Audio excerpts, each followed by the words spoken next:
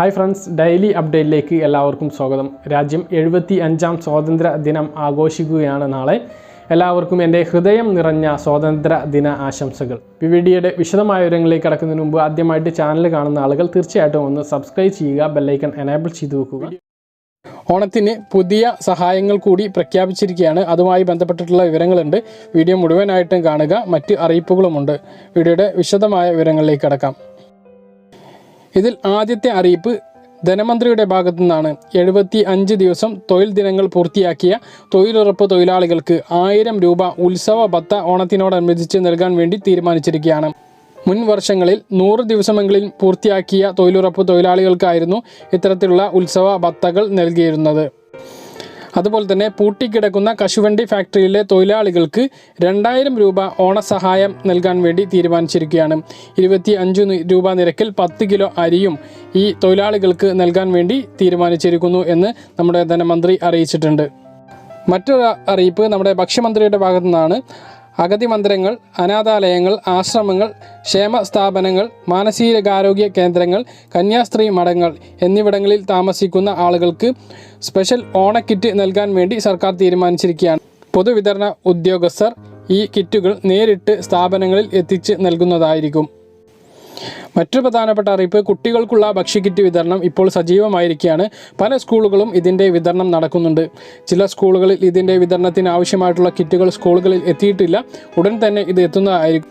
ഇത് എന്ന് വിതരണം ചെയ്യുമെന്നുള്ള കൃത്യമായ വിവരം നിങ്ങളുടെ കുട്ടി പഠിക്കുന്ന സ്കൂളുകളിൽ നിന്ന് ടീച്ചർമാർ അതാത് വാട്സപ്പ് ഗ്രൂപ്പുകളിലൂടെ അറിയിക്കുന്നതായിരിക്കും. ഓണക്കിറ്റിൻ്റെ വിതരണം ഇപ്പോൾ താളം തെറ്റിയ ഒരവസ്ഥയാണ്. ഓണത്തിന് മുമ്പ് തന്നെ അത് എല്ലാ ആളുകൾക്കും വിതരണം ചെയ്ത് പൂർത്തിയാക്കുമെന്ന മന്ത്രിയുടെ വാക്ക് പാലിക്കാൻ കഴിയുമോ എന്നുള്ള കാര്യത്തിൽ ഇപ്പോൾ ഒരു ഉറപ്പുമില്ല. അതുപോലെ തന്നെ നേരത്തെ പറഞ്ഞിരുന്ന എല്ലാ സാധനങ്ങളും ഇപ്പോൾ ലഭിക്കുകയില്ല. സാധനങ്ങളൊക്കെ അങ്ങോട്ടും ഇങ്ങോട്ടും മാറ്റിയിട്ടൊക്കെയാണ്, പകരം സാധനങ്ങൾ വെച്ചിട്ടൊക്കെയാണ് ഇപ്പോൾ കിറ്റ് വിതരണം പൂർത്തിയാക്കാൻ വേണ്ടി ശ്രമിക്കുന്നത്.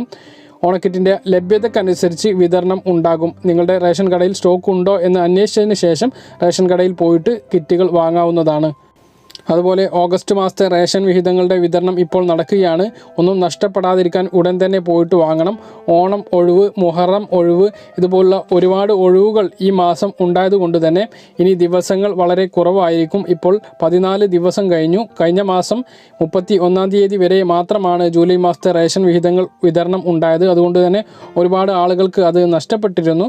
ആ കാര്യം എല്ലാവരും ഓർക്കുക. ഈ മാസം 3 മാസത്തിലൊരിക്കൽ ലഭിക്കുന്ന മണ്ണെണ്ണയ്ക്ക് പുറമെ 1/2 ലിറ്റർ മണ്ണെണ്ണ കൂടി ലഭിക്കുന്നതായിരിക്കും. അതുപോലെ തന്നെ എല്ലാ റേഷൻ കാർഡിനും ആട്ട ലഭിക്കുന്നതായിരിക്കും. നീല വെള്ള റേഷൻ കാർഡിന് 4 കിലോ ആട്ട 17 രൂപ നിരക്കിലും, മഞ്ഞ റേഷൻ കാർഡിന് 6 രൂപ നിരക്കിലും, പിങ്ക് റേഷൻ കാർഡിന് 8 രൂപ നിരക്കിലും, ബ്രൗൺ റേഷൻ കാർഡിന് 17 രൂപ നിരക്കിലുമാണ് ആട്ട ലഭിക്കുക. മറ്റൊരു പ്രധാനപ്പെട്ട അറിയിപ്പ് മോട്ടോർ വാഹന വകുപ്പിൽ നിന്നാണ്. ചരക്ക് വാഹനങ്ങളുടെ നികുതി അടയ്ക്കേണ്ട തീയതി സെപ്റ്റംബർ 30 വരെ നീട്ടിയിട്ടുണ്ട്. ജൂലൈ 1 മുതൽ അടയ്ക്കേണ്ട 3 മാസത്തെ നികുതിയാണ് ഇപ്പോൾ നീട്ടി നൽകിയിട്ടുള്ളത്. രാജ്യത്ത് വാഹനങ്ങൾ പൊളിക്കുന്ന നയം നടപ്പിലാവുകയാണ്. ഇത് വികസനത്തിൻ്റെ ഒരു നാഴികക്കല്ലാണ് എന്നാണ് പ്രധാനമന്ത്രി പറഞ്ഞിട്ടുള്ളത്. ഇത് സാധാരണക്കാരായ ജനങ്ങളെ അപേക്ഷിച്ച് നാഴികക്കല്ലല്ല, അത് വേറെന്തോ കല്ലാണ് എന്നാണ് എനിക്ക് തോന്നുന്നത്. കാരണം പാവപ്പെട്ട ആളുകൾക്ക് വലിയ തിരിച്ചടി ഉണ്ടാക്കുന്ന ഒരു നിയമമാണ് ഇത്. സ്വകാര്യ വാഹന കുത്തക കമ്പനികൾക്ക് വളരെ സന്തോഷം നൽകുന്ന ഒരു കാര്യമാണ്. പുതിയ വാഹനങ്ങൾ എടുക്കാൻ സാധാരണക്കാർ നിർബന്ധിതമാവുന്ന ഒരു അവസ്ഥയുമാണ് നിലവിലുള്ളത്.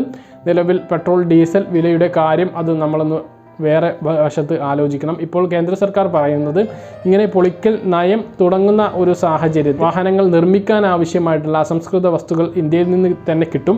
അതുകൊണ്ട് തന്നെ വാഹനങ്ങൾ ഗണ്യമായി വില കുറയും എന്നാണ് പറയുന്നത്. നമുക്ക് വളരെ ചീപ്പ് റേറ്റിൽ കിട്ടുന്ന ഇന്ധന വില എത്രയാണ് കുറഞ്ഞിട്ടുള്ളത് എന്ന് നമ്മുടെ മുന്നിലുള്ള ഒരു സാഹചര്യത്തിൽ എത്രയാണ് ഈ ഒരു വാഹനങ്ങൾക്ക് വില കുറയുക എന്നുള്ളത് നമുക്ക് ഊഹിക്കാവുന്നതേ ഉള്ളൂ. സാധാരണക്കാരായി ഇതുകൊണ്ട് ജീവിക്കുന്ന ഒരുപാട് ആളുകൾക്ക് വൻ തിരിച്ചടി ഉണ്ടാക്കുന്ന ഒരു കാര്യമാണ്. പല ആളുകളും പഴയ വാഹനങ്ങളുടെ കച്ചവടവുമായി ബന്ധപ്പെട്ട് ജീവിക്കുന്നു. പല ആളുകൾക്കും ഒരു സ്വപ്നമാണ് ഒരു 4 ചക്ര വാഹനം അല്ലെങ്കിൽ ഒരു ചെറിയ വാഹനം വാങ്ങുക, അല്ലെങ്കിൽ 2 ചക്ര വാഹനം വാങ്ങുക എന്നുള്ളത്. അത്തരത്തിലുള്ള വാഹനം വാങ്ങാൻ ഉദ്ദേശിക്കുന്ന ആളുകൾക്ക് വലിയ തിരിച്ചടി ഉണ്ടാക്കുന്ന കാര്യമാണ്. എന്തായാലും നിങ്ങൾ ഇനി വാഹനങ്ങൾ വാങ്ങുന്ന സമയത്ത് ഇനി അത് എത്ര വർഷം ഉപയോഗിക്കാൻ കഴിയും എന്നുള്ള കാര്യം നിങ്ങൾ തീർച്ചയായിട്ടും നോക്കി വാങ്ങാൻ വേണ്ടി ശ്രദ്ധിക്കുക. സമയം കഴിഞ്ഞ് വിൽക്കുമ്പോൾ നിങ്ങൾക്ക് എത്ര തുക ലഭിക്കും എന്ന് കണക്കു കൂട്ടി വാങ്ങുന്നത് നന്നായിരിക്കും. ഈ വർഷം ഈ ഒരു നിയമം പാസ്സാകുമ്പോൾ ഈ ഒരു വർഷം ഒരു പ്രധാനപ്പെട്ട അറിയിപ്പ്, നാളെ സ്വാതന്ത്ര്യ ദിനമാണ്. സ്വാതന്ത്ര്യ ദിനമായതുകൊണ്ട് തന്നെ വാരാന്ത്യ ലോക്ക്ഡൗൺ ഉണ്ടാകുന്നതല്ല.